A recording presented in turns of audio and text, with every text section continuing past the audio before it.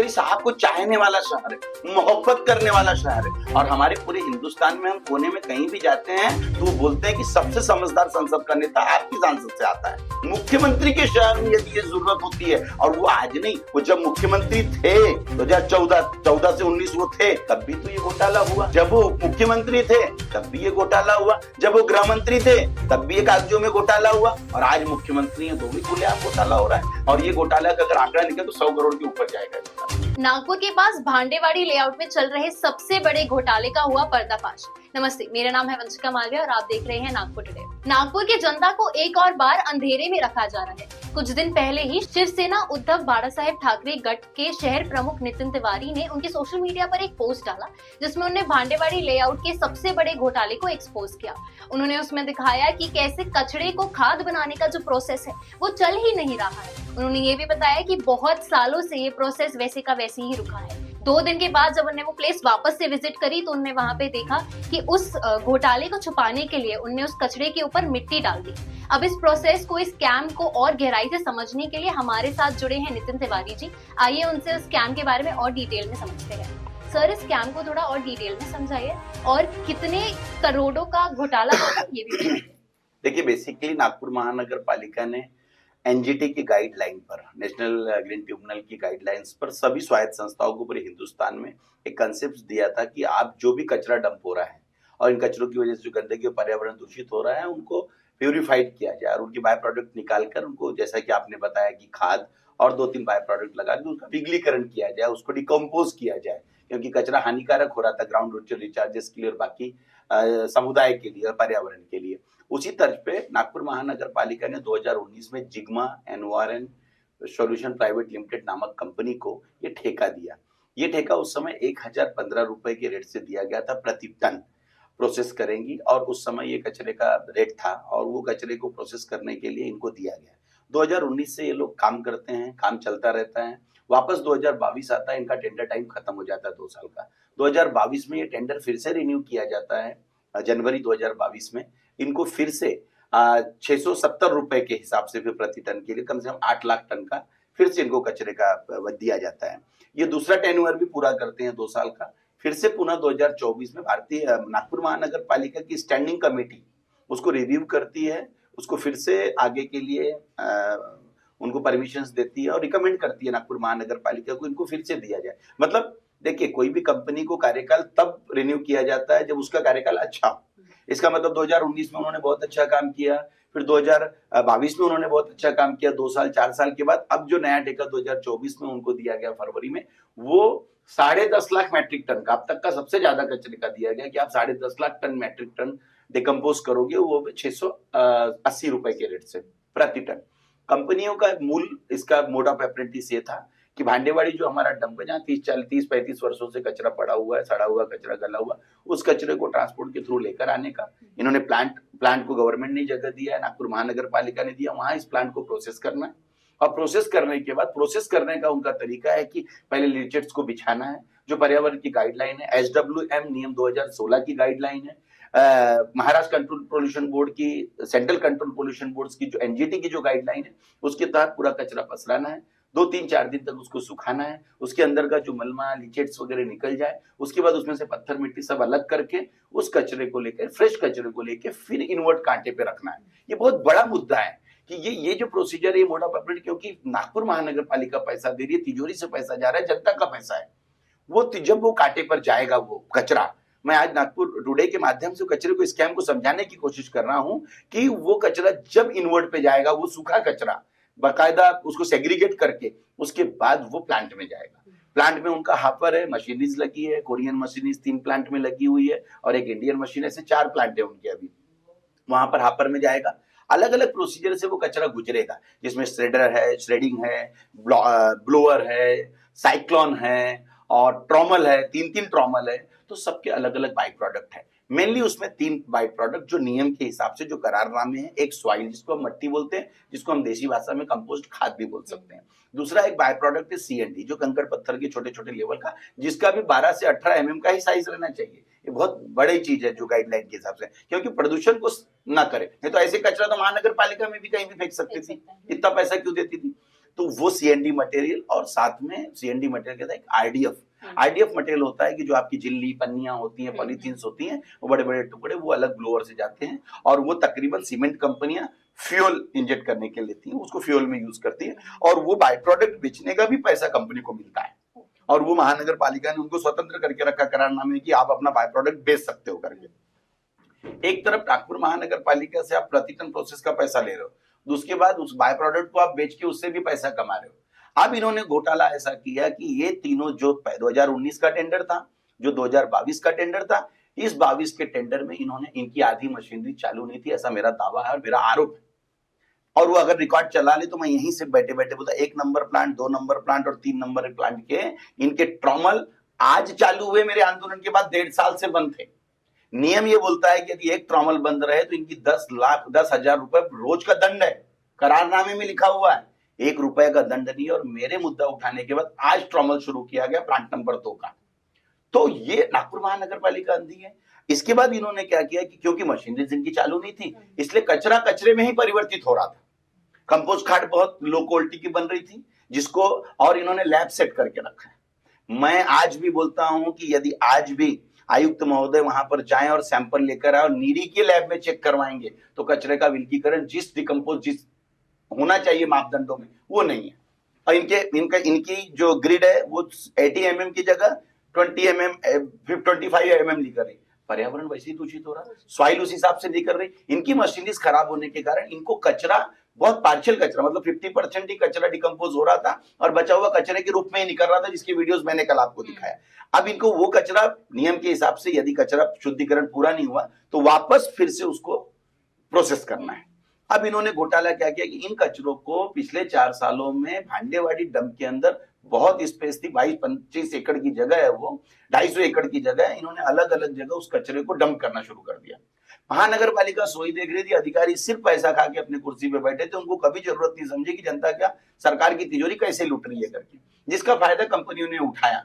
कंपनियों ने वहां माफिया ट्रांसपोर्टरों की मदद से पूरे के पूरे कचरे को डंप कर दिया। मतलब कचरा प्रोसेस होने की जगह कचरा फिर से डंप हो रहा था।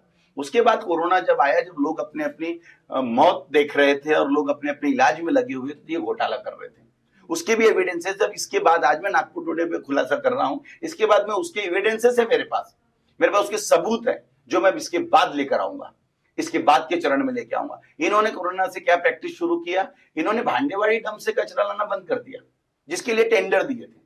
इन्होंने अंदर में ही ये जो कचरे को कचरा ही बनाए थे इन्होंने, जिसको इन्होंने डिकम्पोज ही नहीं किया था, इसी को घुमा रहे थे गाड़ी और इनवर्ट पे कांटा कर रहे थे, क्योंकि ये वजन कांटा नागपुर महानगर पालिका ने धृतराष्ट्र की पट्टी बांधकर अपने प्लांट के अंदर ही रखवाया था। उसी के प्लांट में कांटा ऑटोमाइज था, कोई मैनलेस कांटा था। इसका मतलब गाड़ी जो आ रही पता ही नहीं चल रहा था कि गाड़ी भांडेवाड़ी डंप से आ रही कि इनके प्लांट के अंदर से आ रही है। वो वजन देखता था और वजन कैलिब्रेट होता था रिमोट के द्वारा, वो अपने आप ऑटोमेटिक था। अब ये क्या कर रहे थे, जो कचरा इनके पास है ये उसी कचरे को वापस वजन कर रहे थे और मनपा से पैसा वसूल कर रहे थे। मतलब नागपुर महानगर पालिका ने जो ठेका दिया था वो कचरा ना उठ के, जो कचरा इन्होंने पार्शियल प्रोसेस किया था और जिनको इन्होंने प्रोसेस करके डिकम्पोज करना था, उसी को ये वापस एक बार वजन का पैसा ले चुके थे 2019 के टेंडर में, 22 के टेंडर में, और 19 वाला पैसा 22 के टेंडर में चला है और 22 और 19 वाला 24 में चला रहे 1 साल से। ये उसका डबल पैसा, मतलब एक बार आप तिजोरी से पैसा उठा चुके हो, दोबारा आप ये बता रहे कि हम भांडेवाड़ी से लेकर आ रहे हैं और फिर उसका वजन, मतलब एक ही गाड़ी का आज 780 रुपए टन के हिसाब से एक गाड़ी कम से कम एक ट्रक 13 टन का होता है और पूरे टन में 13 टन वजन होता है। 780 रुपए के हिसाब से 9 से 10,000 रुपए प्रति टन और रोज की 50 ट्रिप का घपला हो रहा है।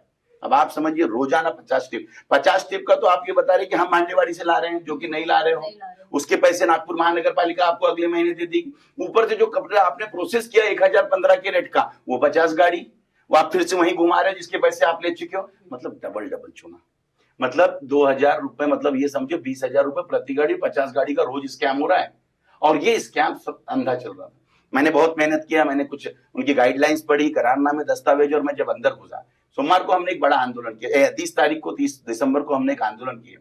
नागपुर महानगर पालिका आयुक्त श्री अभिजीत चौधरी जी के संज्ञान में हमने लाके दिया कि जो कचरा 20 दिन में डिस्पोज होना चाहिए था। अच्छा, नियम है इनका कि ये जो कचरा जितना भी बाय प्रोडक्ट है ये 20 दिन में डिकम्पोज हो जाना चाहिए और बाहर चला जाना चाहिए। आप कहीं भी लेके जाओ, परिसर में नहीं रहना चाहिए। लेकिन इन्होंने 4-4 साल वहां पे रखा और रोज का करारनामे के अनुसार 10,000 रुपए का दंड है उस पर रोजाना। और इन 4 सालों में 1 रुपए का भी दंड नहीं हुआ। मतलब नागपुर महानगर पालिका सोई और तिजोरी लूट रही है। जब हमने डॉक्टर अभिजीत चौधरी मनपा आयुक्त इनके दिशा निर्देश में लाया, उन्होंने इसकी संज्ञानता को लिया, उनको विषय की गंभीरता समझी और जब वो एक्शन मोड में आए, शायद उन्होंने, मुझे सूत्रों से पता चला है कि उन्होंने आने वाली 8 तारीख को, आज की 6 तारीख है, वो 8 तारीख को इंस्पेक्शन करने वाले जिग्मा का। जिग्मा ने देखी कि जब इंस्पेक्शन करेगी तो उसकी पोल खुल जाएगी। वो जो बरसों से कचरा रखा हुआ है, जो लाखों टन पहाड़ मैंने अपने वीडियोस में सोशल मीडिया में दिखाया, उसके ऊपर इन्होंने वो जो उनकी सॉइल बनती है, वो कंपोस्ट खाद, उसके ऊपर डालने का काम शुरू किया। और ये चीज मुझे पता चली तो मैं बोला यदि प्रशासन की आंखें जागनी, क्योंकि आज नागपुर महानगर पालिका के पास न्यूसेंस डिटेक्शन स्क्वाड है, जिसकी रोज अखबारों में आप पढ़ो तो आज दंड वसूली, मतलब एक आम आदमी ने बेचारे ने अपना कचरा उठा के फेंक दिया घर के आगे तो 10,000 का दंड। यहाँ करोड़ों की तिजोरियां लूट रही है तो आपको खबर नहीं। और वो न्यूसेंस डिटेक्शन स्क्वाड क्या कर रहा है, जिसमें एक्स आर्मी और एक्स सीआरपीएफ मैन काम कर रहे हैं। आप नागपुर महानगर पालिका जानबूझ के अपनी तिजोरी को लुटाने का काम कर रही है। ये काम उनका था, लेकिन अब वो जो कचरा पड़ा हुआ था उस कचरे पे मट्टी डालने का काम चल रहा था। मैंने जाके औचक निरीक्षण किया, अपनी जान को खतरे में डाला, क्योंकि वहां माफिया ट्रांसपोर्टरों के साथ रातों रात उस कचरे की विल्लेवाट लग रही है। अगर कचरा, सेम कचरा भी यदि बाहर फेंकने में जाता है तो पर्यावरण की गाइडलाइन का नुकसान है। और हमने 1,015 रुपए दिए क्यों थे उनको? कचरे को टोटल डिकम्पोज करना था। आप ये कचरा भी नहीं फेंक सकते। नियम से आपको ये जो कचरा है पहले इसका दंड होना चाहिए, आपके ऊपर एफआईआर होना चाहिए, आपने धोखाधड़ी किया और इस कचरे को वापस आपने रिकम्पोज करना चाहिए और उसको डिकम्पोज करना चाहिए, उसको रिफिल्टर्ड करना चाहिए और तब तक आपने इनपुट रोकना चाहिए। लेकिन सरकार सोई हुई है। मैंने इतने बड़े सोशल मीडिया में डाया, ठीक है, सरकारें अब जिनकी, क्योंकि स्टैंडिंग कमेटी ने ही 3 बार अप्रूवल दिया। बड़े दावे के साथ कह रहा हूं मैं कि नागपुर में भारतीय जनता पार्टी की सरकार थी 15 साल से, उनकी स्टैंडिंग कमेटी अप्रूव कर रही थी। वो इतने जागरूक लोग जो इतने बड़े बड़े घोटाले निकालते हैं मैडम, इतने बड़े बड़े घोटाले निकालते हैं, नागपुर टुडे के माध्यम से बोलूंगा, जिनके पास बड़े बड़े लोगों के घोटाले सामने आ जाते हैं, उनकी दिया तले अंधेरा है। 4 साल से आपके कचरा पड़ा हुआ और आपके करोड़ों रुपए रोज जा रहे हैं, आपको अब लाखों रुपए रोज चूना लग रहा है, करोड़ों रुपए का चूना लग रहा है और आपको पता नहीं, तिजोरी खाली हो रही है।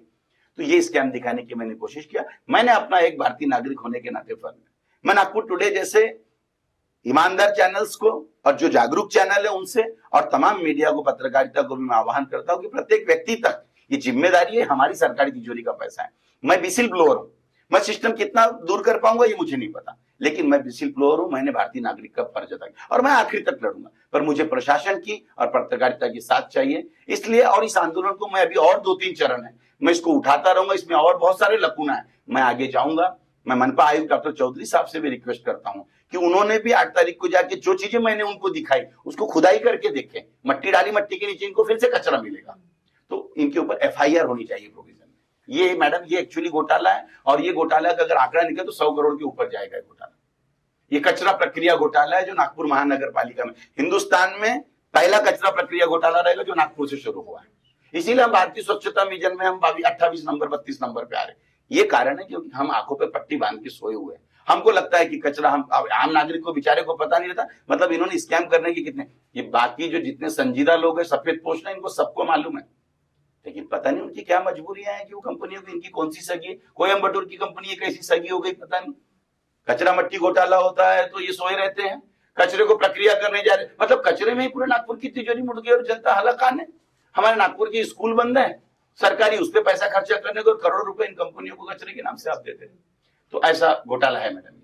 थैंक यू सर, आपने बताया और इससे काफी लोगों को अभी इसके बारे में और इन्फॉर्मेशन मिलेगी। और मेन सवाल ये उठता है कि इस पे मनपा आयुक्त क्या करते हैं और पूरी मनपा प्रशासन इस पे क्या एक्शन लेता है। और मैडम, मैं तो चाहता हूं कि मनपा आयुक्त ही क्यों, ये गडकरी साहब का शहर है, गडकरी साहब को चाहने वाला शहर है, मोहब्बत करने वाला शहर है। और हमारे पूरे हिंदुस्तान में हम कोने में कहीं भी जाते हैं तो वो बोलते हैं कि सबसे समझदार संसद का नेता आपकी सांसद से आता है।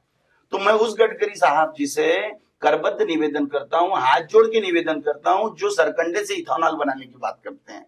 मैं उन गडकरी साहब से नम्र अनुरोध करता हूं, दोनों हाथ जोड़कर अनुरोध करता हूं कि वो गडकरी साहब जो कचरे से बिजली का निर्माण करने की बात करते हैं और कचरे से इथेनॉल और मीथेन बनाने की बात करते हैं, उनके शहर का कचरा कचरे से कचरे में परिवर्तित होकर करोड़ों की तिजोरियां लूट रही है।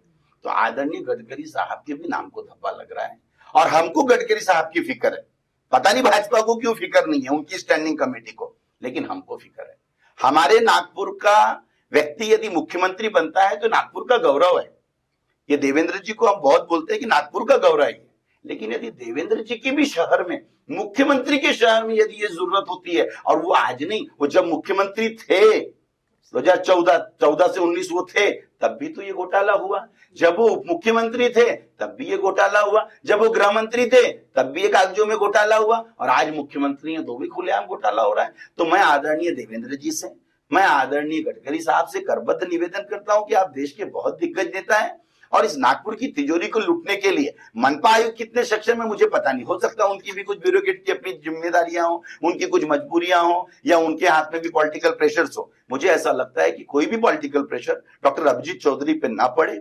अभिजीत चौधरी एक संगीन ईमानदार व्यक्ति हैं, और मुझे ऐसा लगता है कि एक चार्म व्यक्ति है, वो करने की इच्छा रखते हैं। तो मुझे लगता है कि कोई भी पॉलिटिकल प्रेशर ना डाल के आदरणीय देवेंद्र जी इसमें सीधा आदेश करें। ये उनका शहर है, और सीधा पहले तो एफआईआर करें मैम, ये इकोनॉमी ऑफेंस है, इसको एफआईआर और फिर आगे काम।